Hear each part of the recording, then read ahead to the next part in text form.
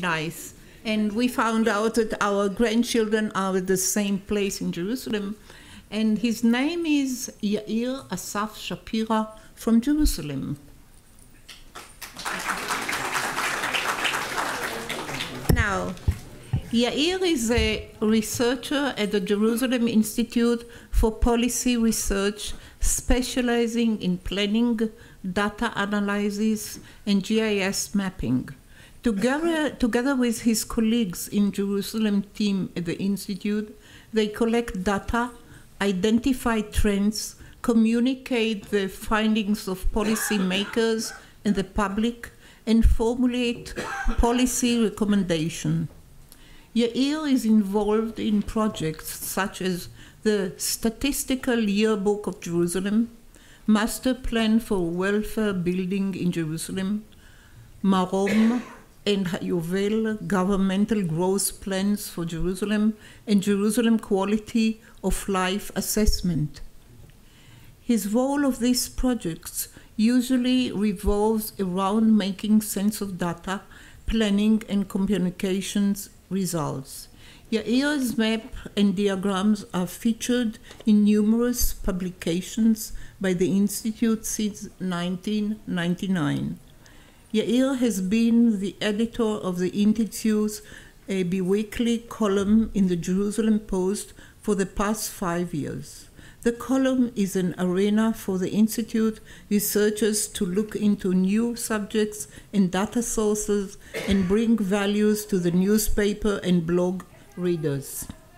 Yair holds a B.Arch degree in architecture from Bezalel Academy in Jerusalem and an M.A. in geography and urban planning from the Hebrew University. His M.A. thesis looked at the process of formulating a master plan for the Jerusalem neighborhood of Gonenim,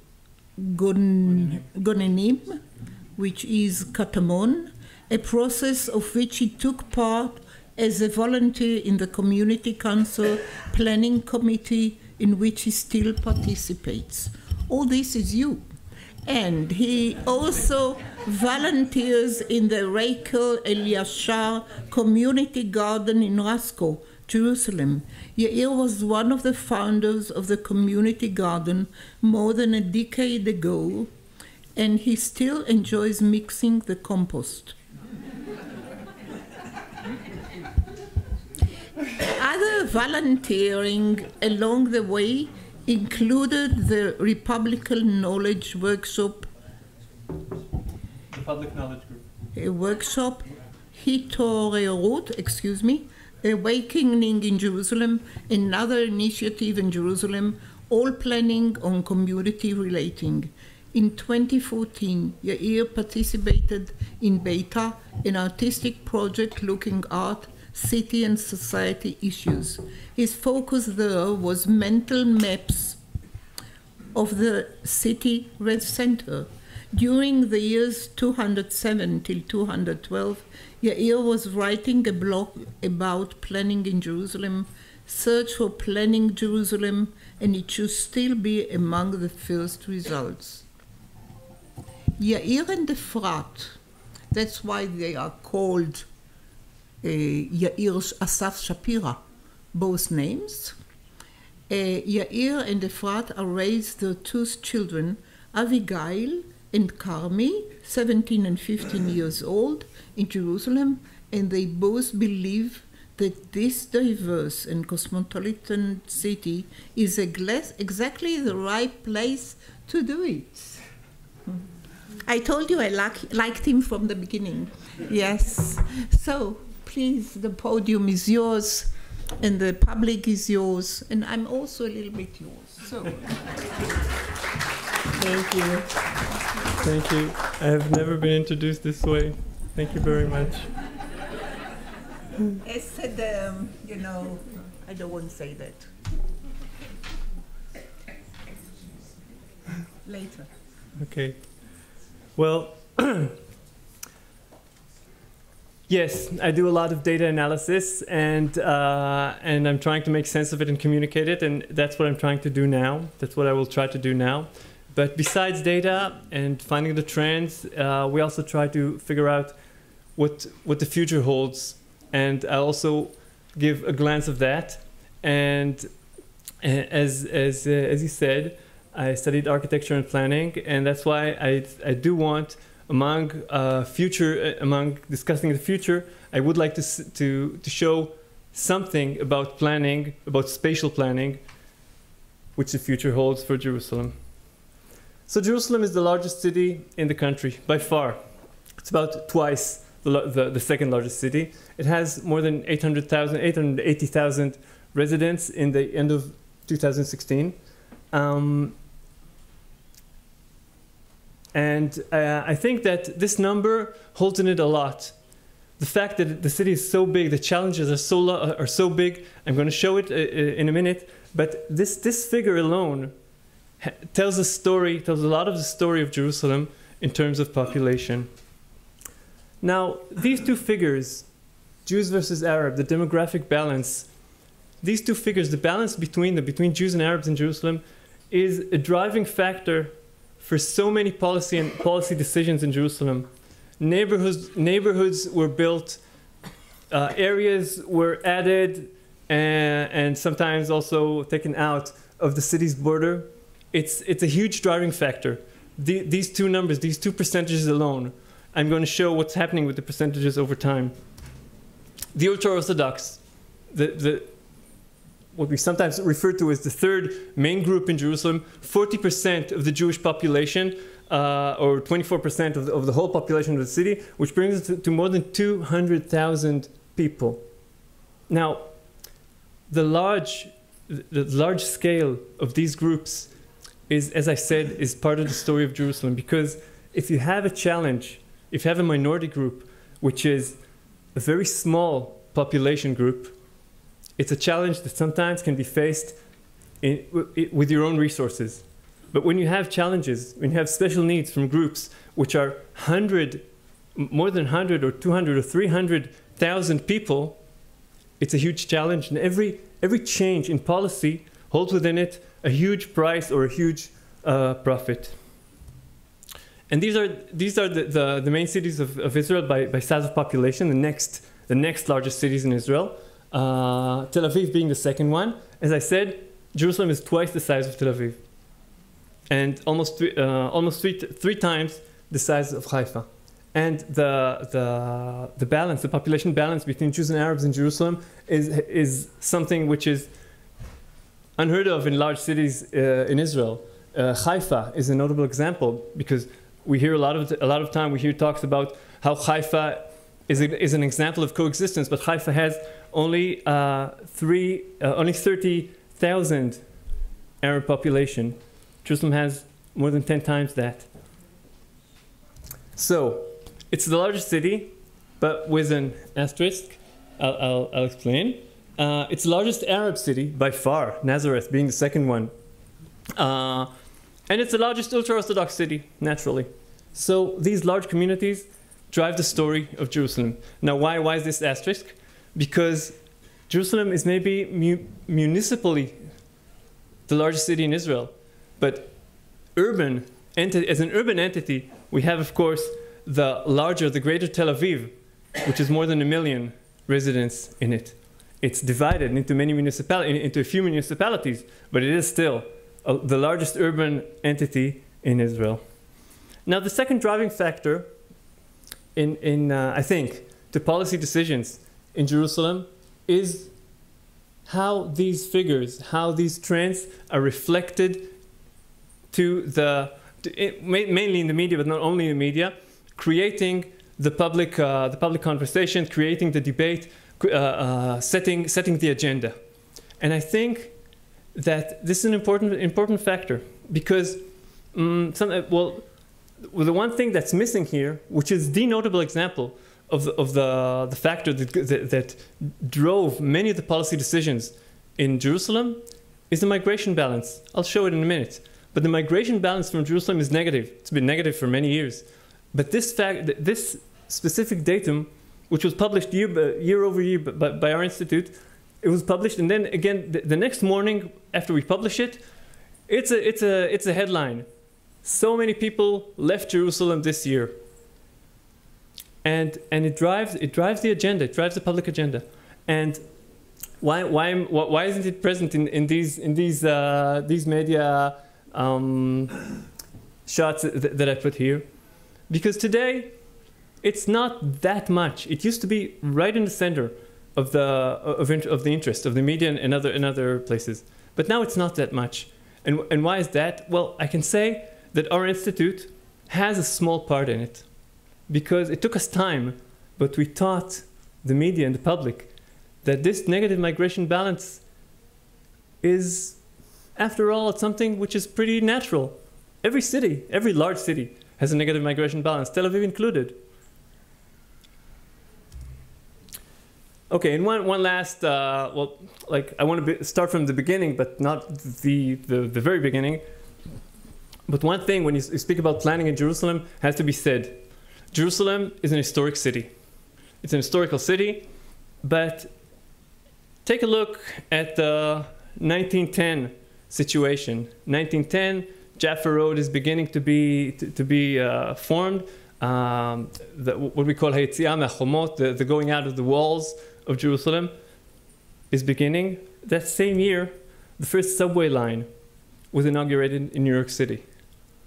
So when you speak about historical city, okay, the walls, within the walls, of course.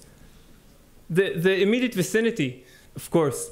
But when you go outside of the vicinity of the old city, it's not an historical city more than other major cities that we know in the world.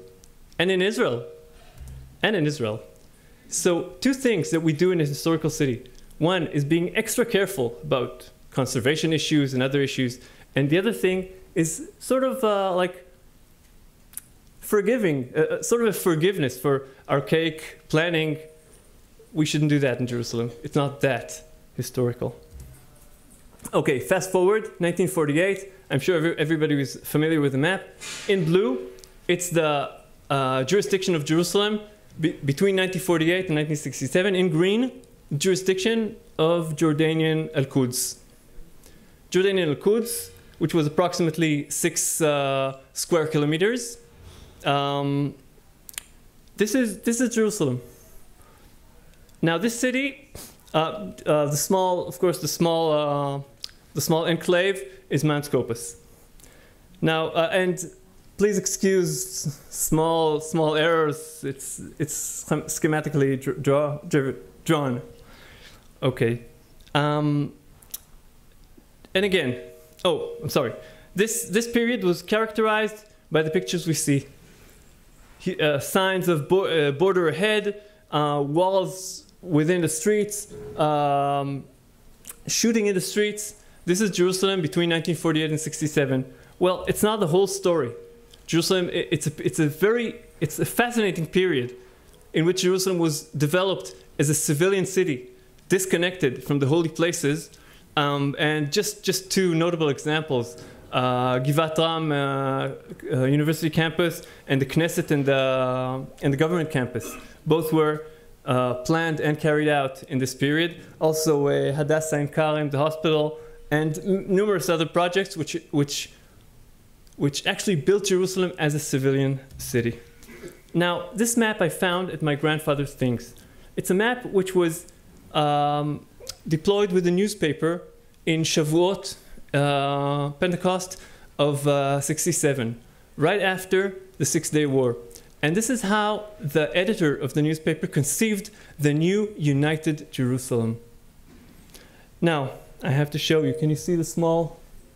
Well, not that much. Well, I'll say it in words. The map goes north until Mount Scopus. It goes east to Etul, the Seven Arches Hotel. It goes south to Ramat Rachel. And it goes west to Givat Ram. This is united Jerusalem as was perceived in Shavuot of 67 by this specific editor of this specific newspaper. The united Jerusalem. Now, what actually happened is that this area was annexed to Jerusalem, was added to Jerusalem. It was, I thought I'd stay away from legal stuff, but I have to say that this border was set using a mandatory law of פקודת בניין ערים, פקודת המועצות האזוריות. It's a mandatory law, and actually the city was expanded, and then after, or as a result of that, actually the jurisdiction of Israel expanded. But I won't get into legal stuff. Anyway, what's the area that was added to Jerusalem is twice the size of the Jerusalem that was before. Within this area were vacant areas intended for the construction of new neighborhoods, and many villages which were outside. You can see that the area, most of the area that was annexed to the city is outside of the core of the Jordanian Al-Quds, which was the urban core of Jordanian Jerusalem. These villages, within a day, became neighborhoods in this new city which was formed. And then in 1993, on Aryeh Deri's last day in office, further enlargement of the city westwards. This was planned to be another neighborhood. It was planned, but then nothing happened. Now, what happened to construction within these areas over the years? You can see that in blue, it's construction of neighborhoods which were mainly populated by Jewish population. In red, construction neighborhoods which are mainly populated by Arab population. You can see that within the Arab sector, construction was mainly an infill of the areas between the small nuclears of settlement. In the western side, in Jewish neighborhoods, were actually put as single projects carried out by single. Initiated by single initiator, mostly by the government, planned as a unit and constructed during a small period of time. And this is how it looks. And this is how it looks on ground. This is on the left. You see 1968. It's an aerial photo of the neighborhood of East Talpiot, Armon HaNatziv. You can see actually on the right, on the top right corner, you can see the Armon HaNatziv, the High Commissioner's palace. And the situation today, many years after, 50 years after, you can see that the neighborhood is very carefully, it's like it went from the drawing board on to the area. It was planned. Areas were left for schools, for roads, for public services, for future needs. And everything is planned and carried out. Now, this is what happened in Palestinian neighborhoods, in Arab neighborhoods. This is Ras El Amud as an example, but many of the other neighborhoods which were outside the urban core had the same process. An infill of the areas, and you can see that it's not in order.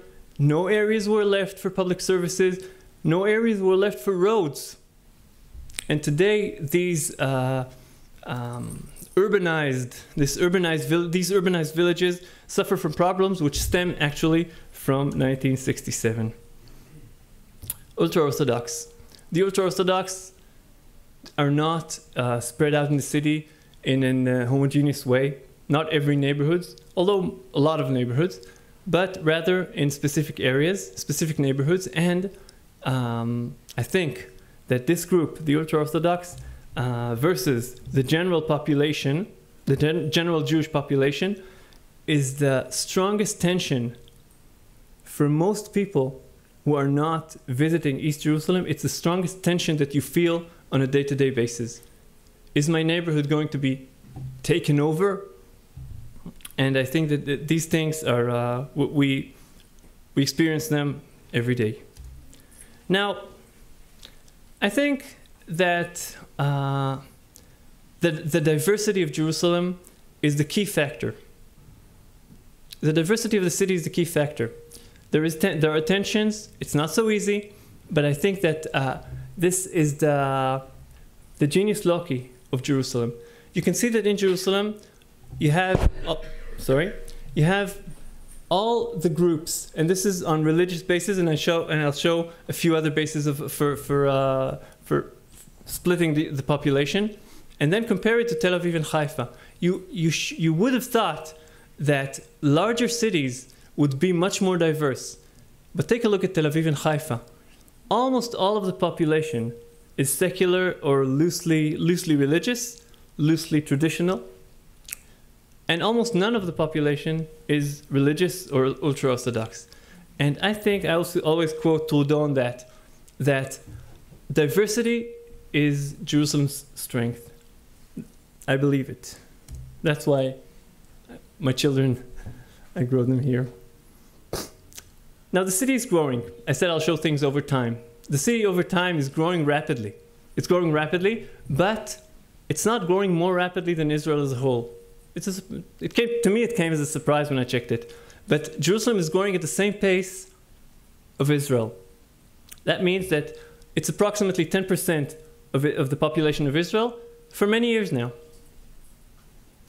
Both groups, Jews and Arabs, are growing, but you can see that the curve is not at the same, not steep in the same level. They're not growing at the same pace. Now, the Arab population is growing at a faster pace. It's growing at a faster pace, which means the percentage of the Arab population in Jerusalem is growing. But look at the rate of growth. It's dropping over time. Okay? The rate of the Arab population within Jerusalem is growing, but the growth rate is dropping over the years. And that's and to say that the growth rate of the Jewish population used to drop, but now it's rising. And this stems from the total fertility rate. Total fertility rate, the number of children that a woman bears during her lifetime. And the data was surprising a few years ago when we looked at it. Well, actually, it wasn't surprising. We knew there was a mistake in the data. It wasn't possible. We always think that when we see something surprising, people that deal with data, we always think of when we see something surprising, it's usually thought of as an error in the data. But no, it's continuing on and on and on. In Israel and in Jerusalem, it's not a birth rate, it's that the fertility rate of the Arab population is dropping quite rapidly in terms of demography, and the total fertility rate of the Jewish population is rising. It's rising because the part of the ultra-Orthodox and religious populations within the city is rising, but you can see the same trend in Israel. It's also rising. Israel is much lower than Jerusalem, but it's also rising for the Jewish population. And you can see that the Jewish population is way above the Arab population in terms of TFL, total fertility rate, for a few years now. Migration, it's the last of the factors contributing to population growth or positive or negative growth, and you see that the balance is negative. Now the balance, as I said in the beginning, is negative for some time, for more than a decade. It's negative, but it's roughly the same numbers for more than a decade, which means that in Jerusalem, you have many new households. They cannot find, not all of them can find their new home within the city, and they migrate out. It's a natural phenomena. It happens in every city, Tel Aviv included, as I said. I'll skip that, although it's interesting, and that. Okay, what is in the future? Now, this is a draft. This is taken from a draft of a population projection that we're doing now, and I took just like 3 points in time, which are approximately the same years apart, and what you see is that, as I said, the rate of the Arab population is continuing to grow, but the pace is slower. There are other population groups by which you can divide the population of Jerusalem. Some of it is age. Now, I love maps, but we don't have time to explain all the maps. I just want to show you that different groups in terms of age are concentrated in different areas in the city, different neighborhoods. It's one of the, I would say that after ethnicity, Jews versus Arabs, or religious, ultra-Orthodox versus secular, etc., age is the factor that defines neighborhoods in the best way. Young people in the city center and in Rehavia, these are the students. And then poor versus rich, the socioeconomic status. And we see that the Arab population, the ultra-Orthodox population, very low socioeconomic status. We see that in the western side, we see approximately usually higher socioeconomic status. But we see diversity within Western Jerusalem, also within East Jerusalem. But take a look at large cities in Israel. You see the bars are roughly the size of the city in terms of population. And you see, when you look at the bar of Jerusalem, you see that even the well-off or the medium or well-off population in Jerusalem, only them, there are more than entire cities in Israel. As I said, these numbers play out. The large numbers play out. Now this is Master Plan 2000, the plan that was never came to force. Yeah, it never came to force. Thank you. This is the initial version. Now it includes a lot of areas which were finally cancelled, which are in dispute and will probably never be accomplished. And what we came to in the end